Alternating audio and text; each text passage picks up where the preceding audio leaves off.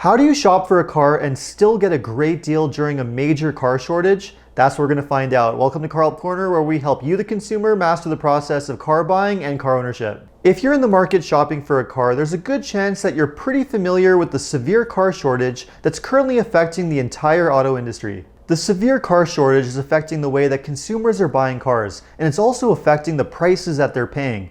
If you're buying a new or used car right now, there's a really good chance that you could end up spending a lot more money when compared to before the pandemic. The major car shortage is caused by a global shortage of computer microchips and other supply chain related issues that are severely restricting car manufacturing. The result is that many car dealership lots are near empty, and many brand new cars must be factory ordered through the dealership, with a waiting period anywhere from a few months to over a year long, depending on the car that you're buying. Used cars are just as badly affected, and the severe car shortage has increased the prices of used cars anywhere from 20 to 50%, depending on the car and where you're located. Naturally, because the supply of cars is so incredibly low and the demand is still very high, it can be very challenging to negotiate a really good deal if you're shopping for a car. Most car manufacturers have completely eliminated incentives and rebates on new cars, and many dealerships are charging enormous markups on high demand cars, sometimes as high as 5 figures.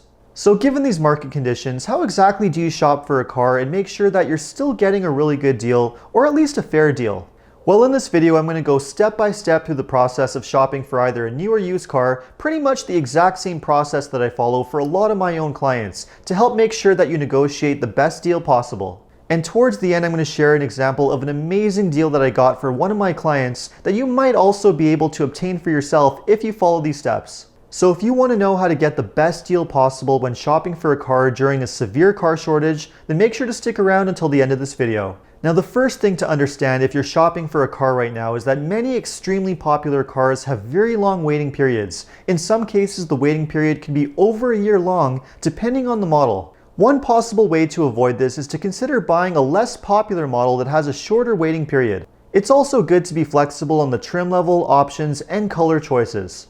And the more flexible you are on your choices, the better chance you have of landing an even better deal. Not only is it beneficial to be flexible, but it's also beneficial to be very patient too. Unfortunately, because used car prices have increased so much over this past year, it often doesn't make sense to buy a lot of used cars when you compare the prices to a brand new one. Oftentimes, the price of many used cars can barely be any lower than brand new ones, and if that's the case, it really doesn't make any sense to buy used. So if you've decided to buy a brand new car because of the small price difference when compared to a used one, then you need to be prepared to potentially wait a very long time depending on the car you want to buy. For example, if the car that you've decided to buy has an average waiting period of around 3 to 4 months long, then you need to make sure that you plan ahead so that you're prepared to wait. At this point, it might even be a good idea to contact a few different dealers to get an idea of what the average waiting period is like so that you have a better idea of what you want to buy.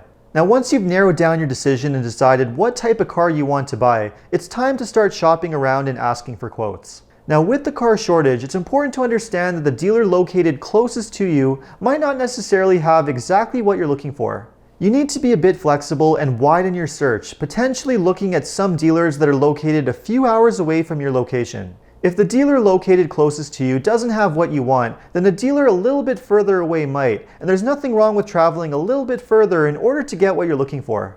At this point, if you're looking for a new car, the best thing to do is to contact a few different dealers by email and ask for a written quote. Most dealers have no issue with giving you a proper written quote through email, and it'll give you a great opportunity to compare what different dealers are offering. And if you're shopping for a used car, again, you want to make sure that you broaden your search as much as possible and consider all of your different options. Make sure that you scan and search all of the different advertising outlets for used cars, including websites like AutoTrader, Car Gurus, Kijiji Autos, Craigslist, or even CarMax and Carvana. All of the websites applicable to your region are worth taking a look at because you never know what you could find. And again, once you've narrowed it down to a few cars, contact all of the dealers by email and ask for a written quote. Now, some of you might be wondering what happens if a dealer refuses to send you a quote by email.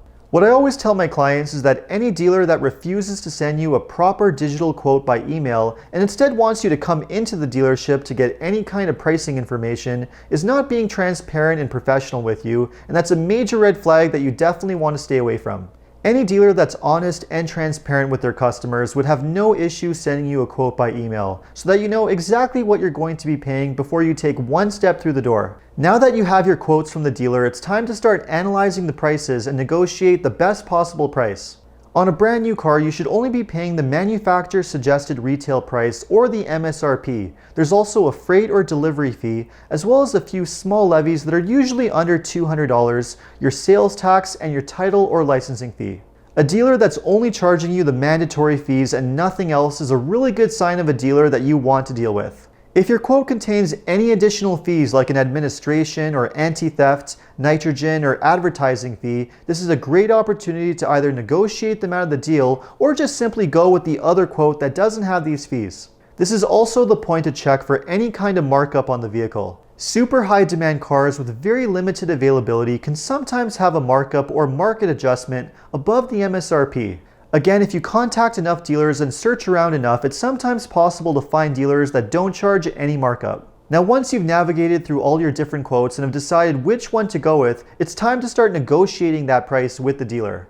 Now, it's important to understand that if you're buying a really high demand model with a very long waiting period, you're realistically not going to be able to negotiate any discount. If it's a model that does have some availability though, and you manage to find a few in your location, then you might be able to negotiate a dealer discount off the MSRP. Usually dealers have a profit margin of around 7 to 8%, so if you're able to negotiate a discount of around 3 to 5% off the MSRP, that's a really good discount. Now, like I said, even if you follow all of these tips, you might still end up paying full price for the car in the end if it happens to be a really high demand car with a really long waiting period. At the end of the day, it's just not a great time to be shopping for a car, but there is one bargaining chip that you might have that could land you an amazing deal in the end, and that bargaining chip is a trade-in car. Like I said, used car prices are at an all-time high, and what this means is that you could get an amazing price for your trade-in car, which is the one piece of leverage that you have against the dealer to help you get an amazing deal. So if the dealer is stuck on charging you full price for your brand new car, then you better make sure that they're also giving you full value for your trade-in car too. It's always a good idea to negotiate the price of the new car separately from the trade-in car so that the dealer can't use any tactics and just move money around from one end of the deal to the other. Negotiating the trade-in value of your car is very important to make sure that you get top dollar and you don't get lowballed by the dealer. This is where you need to do some research online and look at comparable cars on used car websites to see what a fair value might be. It's also a good idea to use instant cash offer tools on websites like AutoTrader, Kelley Blue Book, Carvana, and CarMax to see what local dealers might offer you for your car. At least that'll give you a baseline number so you know what the minimum value for your car should be. It's also important to know that this also applies to lease returns too. If you're at the end of a lease and about to return the car to the dealer, but the value of the car is way higher than what you owe or what the buyout is, then the dealer should be giving you some credit or equity towards your new car purchase. And just to give you an example of what an amazing deal looks like during the car shortage right now, let's take a look at this quote from one of my clients who purchased a 2021 Toyota Highlander just a couple of months ago, right in the middle of the severe car shortage. They also had a Highlander as a lease return, which was a very important part of making this an amazing deal. So we can see here on the price breakdown that this car had an MSRP of $54,150. Now what's very key here is that the lease return Highlander that they had a value that was $9,000 higher than the buyout. Now we managed to convince the dealership to give them that $9,000 as a combination of discount and trade-in allowance on the brand new car. So we can see on the price breakdown that they're giving him a $3,700 discount on the brand new Highlander. And further down here, they're also giving him $6,500 trade-in allowance as well. So combined, that's just over $9,000 of equity that he's taking from his old Highlander and using as a discount on the brand new one. Now that's very key because before the car shortage, there is no way he would have got this much equity credit on his existing car. This was only possible because of the car shortage. Now in addition to that, he's only paying the mandatory fees. We have our freight, our AC tax, just the mandatory charges, plus a few different accessories that he wanted to buy. He's not paying any documentation fee or any extra fees like that, just the sales tax, mandatory fees, and that's it. This is exactly how you want to buy a brand new car right now. Get top dollar for your trade-in car or your lease return, maximize the advantage you have with high trade-in values, no markups, no unnecessary fees on the brand new car. This is how you get an amazing deal and why it can sometimes be worth buying a brand new car right now. You just have to use the strategies that I highlighted in this video. If you shop around enough, you can achieve deals like this. They are out there, but they take time, they take effort. This is the type of thing that I do for my clients pretty much every day. Using your lease return or trade-in car is the absolute best negotiating tool that you have right now to help you get the best deal possible during this car shortage.